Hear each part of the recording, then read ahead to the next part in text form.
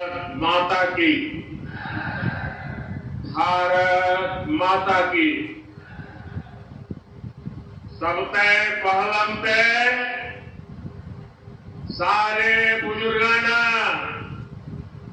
भाई बहना और नौजवान साथियों ने राम राम।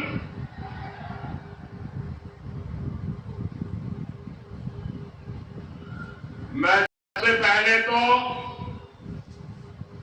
आप सबकी क्षमा मांगना चाहता हूं,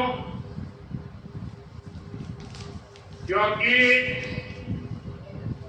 हमारी पार्टी के यहां के साथियों ने ये जो पैंडल बनाया वो छोटा पड़ गया और इतने ही लोग बाहर धूप में तप रहे हैं। जो लोग धूप में तप रहे हैं उनको जो असुविधा हुई, इसके लिए मैं क्षमा मांगता हूं, लेकिन मैं आपको विश्वास दिलाता हूं, आप ये जो तप कर रहे हैं ना, ये आपका तप बेकार नहीं जाने दूंगा, विकास करके लौटाऊंगा। साथियों, अग्रोहा धाम, गुरु जम्भेश्वर, खाटू श्याम जी और माता भनभोज देवी को मैं सर झुका के प्रणाम करता हूं। ये राखी गढ़े की धरती है। ये क्षेत्र देश प्रेम और प्रकृति प्रेम दोनों के लिए जो बलिदान दिए गए हैं, उसको यहां के लोग आज भी स्मरण करके पूरी मानव जात को प्रेरणा देते हैं। यहां अंग्रेजों की क्रूर तोपों के भी जख्म है, तो यहां पेड़ों की रक्षा के लिए बिश्नोई समाज के तप और त्याग की मिसालें भी हैं। यहां के विकास में स्वर्गीय भजनलाल जी का भी बड़ा योगदान है, आज भी लोग याद करते हैं। और ये मेरा सौभाग्य रहा कि मुझे हरियाणा में काम करते हुए भजनलाल जी के काम को देखने का मौका मिला और चौधरी बंसीलाल जी के साथ काम करने का मौका मिला। और चौधरी बंसीलाल जी मुझे हमेशा कहते थे कि भाई देख, तेरा और मेरा विशेष नाता है। मैंने कहा क्या? और फिर वो मुझे महर्षि दयानंद जी के जीवन के विषय में बड़े भावुक होकर के बातें बताते थे। महर्षि दयानंद सरस्वती जी गुजरात में पैदा हुए, लेकिन जितनी जानकारियां मुझे नहीं थी, उससे ज्यादा जानकारियां महर्षि दयानंद जी के विषय में चौधरी बंसीलाल जी से मैं सुना करता और वो कहते कहते भावुक हो जाते हैं। साथियों, मेरा सौभाग्य रहा है, हरियाणा ने मुझे बहुत कुछ दिया है, बहुत कुछ सिखाया है। मैं हरियाणा के विकास में योगदान देने वाली हर संतान को नमन करता हूं। आज सरदार भगत सिंह जी की जयंती पर भी मैं उन्हें श्रद्धा सुमन के साथ प्रणाम करता हूं। साथियों, हरियाणा की माता और बहनों ने यहां एक नारा दिया है, महारा हरियाणा, नॉन स्टॉप हरियाणा। हरियाणा का विकास ऐसे ही नॉन स्टॉप चलते रहना चाहिए। इसलिए हरियाणा तीसरी बार भाजपा को मौका देने का मन पक्का कर चुका है।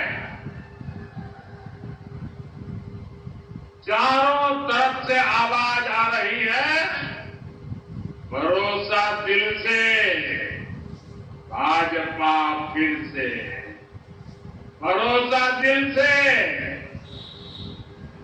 भरोसा दिल से।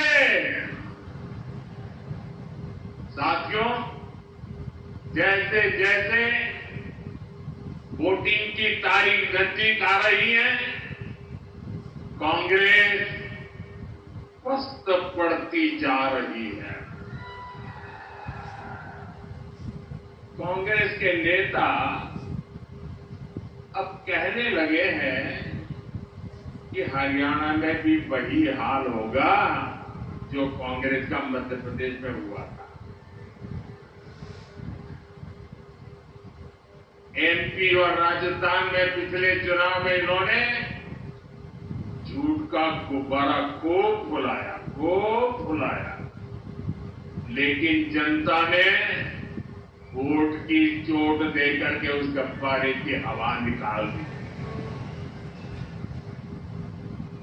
अब हरियाणा में भी यही होने जा रहा है। साथियों, कांग्रेस का ये हाल इसलिए होता है क्योंकि कांग्रेस देश की सबसे धोखेबाज और बेईमान पार्टी है। आप पड़ोस में देख लीजिए, हिमाचल में क्या हाल करके रखा है।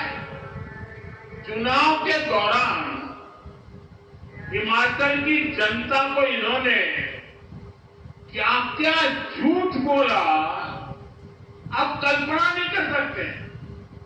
अब सरकार बनने के बाद कांग्रेस ने अपने वायदों से पल्ला झाड़ लिया है। जनता कांग्रेस से कह रही है, क्या हुआ तेरा वादा?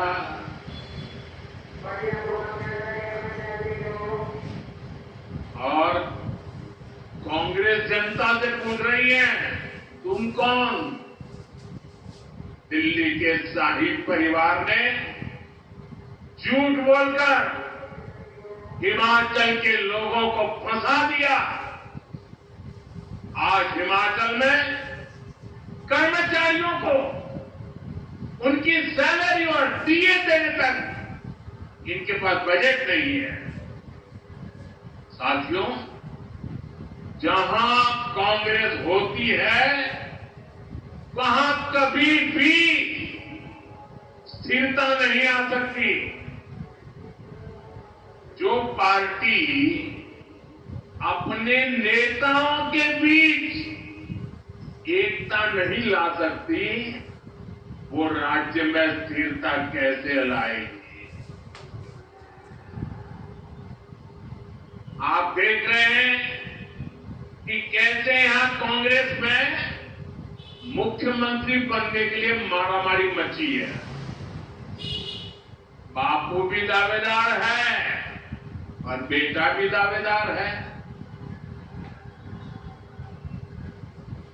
और दोनों मिलकर बाकियों को निपटा देने लगे हैं। और ये सब देख करके हरियाणा के जागरूक नागरिक कांग्रेस को निपटाने में लग पड़े हैं। कुछ लोग ऐसे हैं जिन्होंने तन मन धन से दिल्ली के शाही परिवार की सेवा की है। अब वो भी पूछ रहे हैं कि उनसे क्या गलती हुई। यहां कांग्रेस का हर गुट, हर सीट पर एक दूसरे को पटखनी देने में ही लगा हुआ है। साथियों, इस गुटबाजी के बीच कांग्रेस में दलितों और पिछड़ों के लिए दरवाजे एकदम बंद है। कांग्रेस जानती है कि दलित उसको वोट नहीं देता, इसलिए वो पूरे दलित समाज से नफरत करती है। आप खुद देखिए, कांग्रेस के राज में गोहाना में दलितों पर अत्याचार हुआ, कांग्रेस चुप रही। कांग्रेस के राज में मिर्चपुर कांड हुआ, कांग्रेस चुप रही। कांग्रेस के राज में दलित बेटियों के साथ अत्याचार हुआ, अन्याय हुआ, कांग्रेस चुप रही। आज कांग्रेस का शाही परिवार कह रहा है कि दलित और पिछड़ों का अमेरिका में जाकर के बोले वो दलितों पिछड़ों का आरक्षण खत्म कर देंगे। कांग्रेस ने दलितों पर जो अत्याचार किया है उसे दलित समाज कभी भी भूल नहीं सकता। इसलिए मैं हरियाणा में जहां भी गया मैंने देखा कि कांग्रेस को कोई भी घुसने नहीं देता। साथियों, भाजपा सर्व समाज की भागीदारी सुनिश्चित कर रही है। हमारे मुख्यमंत्री सैनी जी सबको सांस लेकर आगे बढ़ रहे हैं। अब देखिए, हमारी सरकार ने हरियाणा के मुख्यमंत्री निवास का नाम कबीर कुटीर रखा है। यहां हिसार में ही दलित परिवारों में भी जो वंचित है उनके बच्चों के लिए बने कबीर छात्रावास का फंड भी भाजपा ने बढ़ाया। भाजपा सरकार वंचितों को सिर्फ सहारा देती है, इतना नहीं बल्कि उनके सपनों को उड़ान भी देती है। साथियों, जिनको कोई नहीं पूछता, मोदी उनको पूजता है।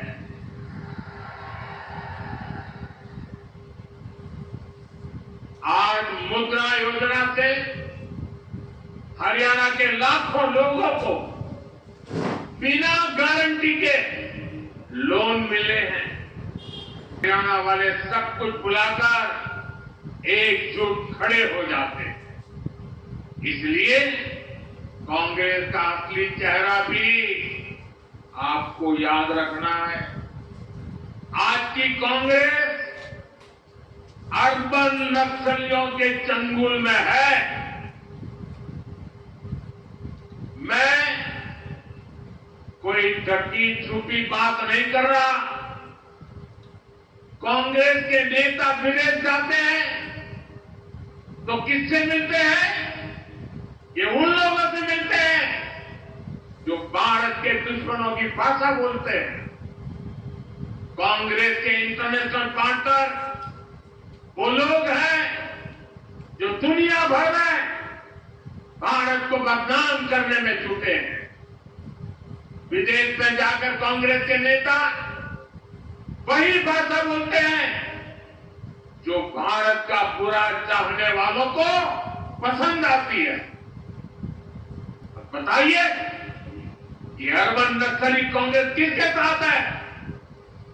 ऐसी कांग्रेस को हरियाणा का किसान, हरियाणा का नौजवान और हरियाणा की माताएं बहनें क्यों पसंद करेगी, क्यों वोट देगी? साथियों, आज 28 सितंबर है। मैं आपको याद कराता हूं, 28 सितंबर की रात को ही हमने सर्जिकल स्ट्राइक की। भारत ने आतंक के आकाओं को बता दिया था कि भारत अब घर में घुसकर मारता है। और कांग्रेस ने क्या किया था? कांग्रेस ने हमारी सेना से सर्जिकल स्ट्राइक के सबूत मांगे थे। यही कांग्रेस है जिसने हमारे सेना सेक्टर को गली का गुल्ला कहा था। कांग्रेस ने हमारी सेना के बजाय दुश्मनों के झूठ पर विश्वास किया। क्या देशभक्त हरियाणा के लोग ऐसी कांग्रेस को बर्दाश्त करेंगे? साथियों, यही कांग्रेस है जिसने दशकों तक हमारे फौजी परिवारों को 1 रैंक 1 पेंशन नहीं दी। कांग्रेस सिर्फ 500 करोड़ रुपए दिखाकर झूठ बोलती थी कि 1 रैंक 1 पेंशन लागू करेगी। मैंने हरियाणा के रेवाड़ी से अपने सभी फौजी परिवारों को गारंटी दी थी कि प्रधानमंत्री बनते ही ओआरओपी लागू करूंगा। हमारी सरकार ओआरओपी 1 रैंक 1 पेंशन के 1,20,000 करोड़ रुपए से ज्यादा पूर्व फौजियों को दे चुकी है। यहां हरियाणा के 1.5 लाख पूर्व सैनिकों को भी 10,000 करोड़ रुपए से ज्यादा पैसे उनके खाते में जमा हो चुके हैं। साथियों से मेरी चर्चा हुई, उनका आत्मविश्वास देखकर मेरा विश्वास और ज्यादा बढ़ गया। मैं हरियाणा के सभी भाजपा कार्यकर्ताओं से भी कहूंगा, हरियाणा आगे का प्रदेश है, पूरा हंगा ला दियो।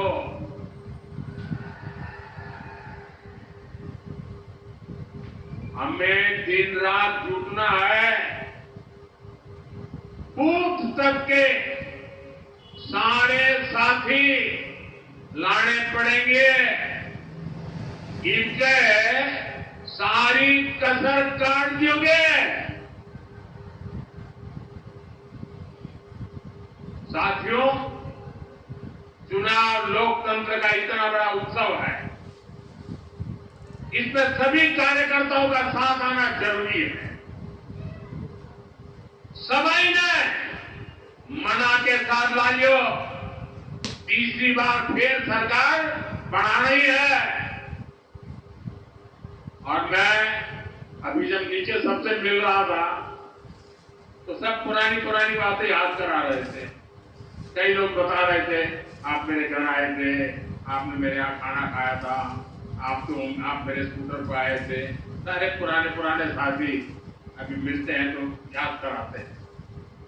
एक साथी ने याद कराया कि मैं जब यहाँ चुनाव लड़वाता था हरियाणा में, बोले वो मंत्र जरूर दीजिए। मैं हमेशा कहता था सबसे मजबूत मेरा पोलिंग बूथ, यही हमारा मंत्र होना चाहिए। और मैं आज हिसाब में सार्वजनिक रूप से कहता हूं, मैं हर भाजपा समर्थक को, हर भाजपा कार्यकर्ता को कहूंगा कि आप कागज पे 5 परिवार के नाम लिख दीजिए और तय कीजिए कि इन 5 परिवारों के सबके वोट पड़ेंगे और भाजपा के कमल पर ही बटन दबेगा। अगर एक कार्यकर्ता 5 परिवार की चिंता कर ले आने वाले 5 दिन 6 दिन, मैं पक्का मानता हूं हरियाणा में पुराने सारे रिकॉर्ड टूट जाएंगे।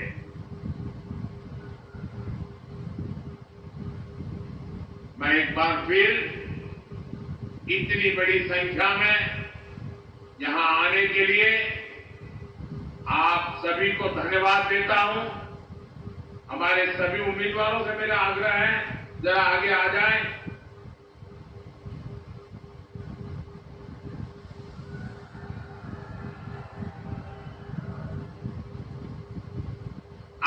सबके आशीर्वाद उनको मिले, ये प्रार्थना करने के लिए मैं आया हूं। मेरे साथ बोलिए भारत माता की, भारत माता की, भारत माता की। बहुत बहुत धन्यवाद। माननीय प्रधानमंत्री जी का बहुत बहुत आभार, बहुत बहुत धन्यवाद। आप सफेद चोले में संत हैं और संतों के वचन कभी खाली नहीं जाते। आप देखिएगा कि बहुत जल्दी हरियाणा प्रदेश से कांग्रेस पूरी तरह से बाहर और हरियाणा प्रदेश में भारतीय जनता पार्टी की पूर्ण बहुमत की सरकार बनेगी ही बनेगी। एक बार फिर माननीय प्रधानमंत्री जी का आभार व्यक्त करते हुए मैं आए हुए इस जन सैलाब का भी आभार व्यक्त करती हूँ। आने वाला समय हम सब के लिए शुभ रहे। इन्हीं शब्दों के